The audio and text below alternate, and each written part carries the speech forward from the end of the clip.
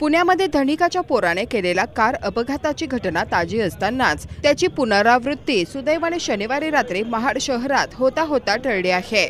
शहरातील एका व्यापाऱ्याच्या पोराने अतिवेगाने कार चालवत रस्त्याकडेला असलेल्या एका विजेच्या खांबाला जोरदार धडक दिली।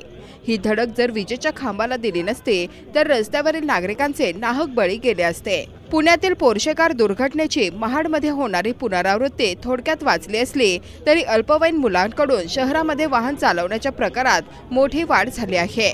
या घटनेबाबत मिळालेल्या माहितीनुसार शहरातील एका इलेक्ट्रिक दुकानाच्या मालकाच्या अल्पवयीन पोराने अतिवेगाने कार चालवित आणि परिवार शोरूम जवळील महाड बेकरीच्या वळणावर रस्त्याकडेला असलेल्या विजेच्या खांबाला जोरदार धडक दिली। ही धडक इतकी जबरदस्त होती, धडकेमध्ये विजेचा पोल अक्षरशः वाकला।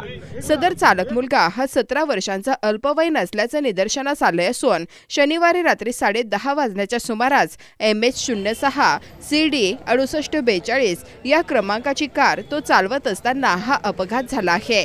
अपघाताच्या वेळेस या मार्गावर नागरिकांची वर्दळ सुरू होती। कार धडकणार हे दिसताच समोरील नागरिकांनी एकच पळ काढल्याने सुदैवाने पुण्यातील घटनेची पुनरावृत्ती टळली आहे।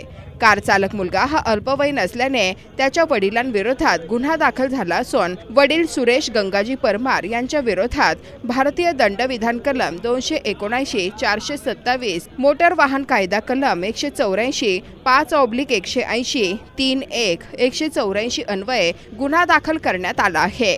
या प्रकरणी अधिक तपास महाड शहर पोलीस करत आहेत।